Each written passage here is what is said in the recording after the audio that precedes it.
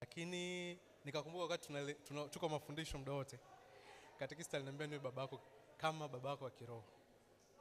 Na hata leo kanisani katika mafundisho ambayo tulikuwa tunapatiwa, tunaambiwa kwamba tumtafute kwanza Mungu, then vingine vitafuata.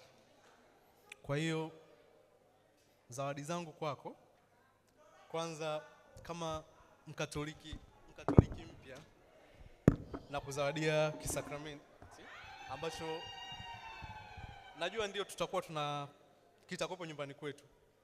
Nitazidi kukufundisha maana yake ni nini, na kwa nini kinakuwepo katika nyumba yetu. Japokuwa hiki kwa jina kinaitwa familia takatifu. Ni Yosefu, Maria na Yesu. Natamani na mimi familia yetu pia iwe familia takatifu kama ilivyo hii hapa.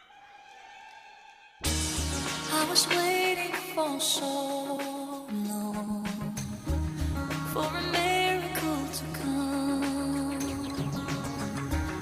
Everyone told Lakini pia kama babako wa kiroho, nikiamini kwamba familia yetu lazima iishi kwanza katika Mungu. Hiki ni kitabu cha sala. Kama tulivyokuwa instructed leo, tusali wote.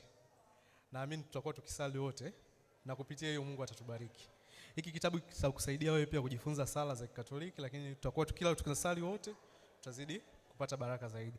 Kwa hiyo hiki pia ni kitabu ambacho I look at you, you look at me. You can tell me you ain't feeling butterflies. It's obvious, there's some chemistry. I think I know what it feels.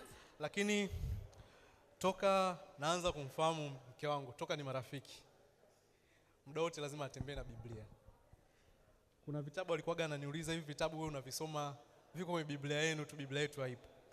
Basi ninakuzawadia Biblia hapa. Utatembea nayo, usiache kuisoma. Kama ulivyokuona mimi nisiache kusoma Biblia kila siku. Nawe pia hii hapa nimekuzawadia Kikatoliki. Kwa hiyo vitabu vyote ulivyokuwa unaniuliza vipo humu ndani. Naomba uendelee kusoma pia. there was a